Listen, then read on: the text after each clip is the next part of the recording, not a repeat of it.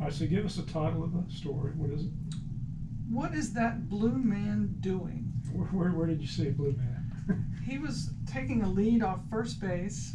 He was a player for the Memphis Chicks, and they wore baby blue, and they were playing against the Charlotte O's.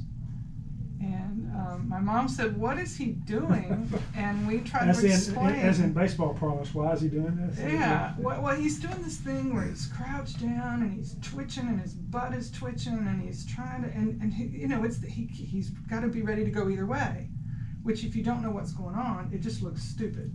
Right. Right. So we're explaining he's trying to get ready to steal if the pitcher allows it. Right. Or to dive back to first. Right, and we're not going to read the whole story, but you're going to pick up about halfway through, which gives us a flavor for what's going on in the minor leagues, and just take us from that point to the end of the story. There are a bunch of different things you get in the minors: goofy team names, weird foods, and bizarre mascots. Where else will you find the bull weevils, sand gnats, or blue rocks? Besides a state fair. You don't eat most of these things anywhere, and that's probably a good thing. Peanut butter and jelly donut with the Lexington Legends, a deep fried moon pie for the Asheville tourists, the Sweeney donut dog with raspberry jam and bacon, Wilmington Blue Rocks, and the swamp dog with shrimp and grits on top, Delmarva Shorebirds. At the top of my mascot list is the Wilmington Blue Rocks in Delaware, who have 3. Rocky Blue Winkle, a moose, and Rubble, a giant blue rock, are there most of the time, while Mr. Celery dances behind home plate only when the home team hits a home run. Muddy the Mudcat may be the least attractive mascot I've seen. He's a catfish representing the Carolina Mudcats. The cutest mascot in our area was easily Miss Lulu Gehrig, a now retired bat dog for the Greensboro Grasshoppers, who has actually moved on to the Rainbow Bridge. Minor league ball also gave Mom and me our chance to sing together in public. We braved chicken bone throwing fans behind home plate to sing "O Canada" and the Star Spangled Banner for the Charlotte Knights when they played in Fort Mill, South Carolina. The International League included the Ottawa Lynx back then. Now it's not even international anymore. That is such a sweet anthem and so much easier to sing than our own. I know nowadays we are re-examining the lyrics to our anthem, especially the 3rd and 4th verses of the source poem, and that's good. Words mean things. But for this song in particular, the notes and chords themselves are what move me. Baseball and singing run in our family. During those early 80s games at Crockett Park in Charlotte, my dad's mother was the first to stand when they said, "Please join us in singing our national anthem."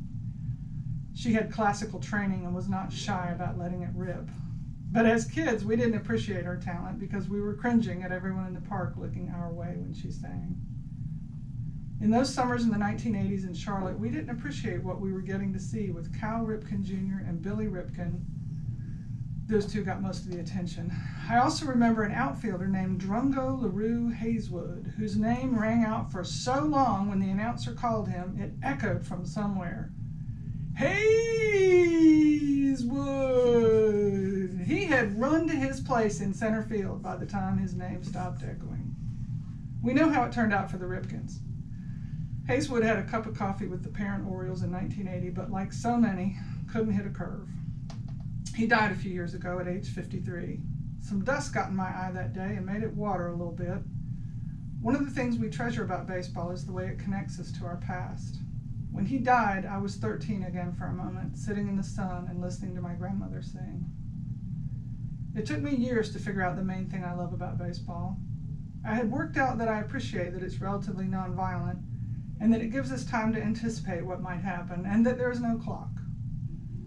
The terrorist attacks on September 11th brought baseball into focus for me. We spent a week without games after the planes crashed, and that was right. The first night the games returned, I watched the highlights show late at night, and none of the images were of the game being played. They were of people in the stands, singing, praying, and being together. It reminded us who we were and who we are.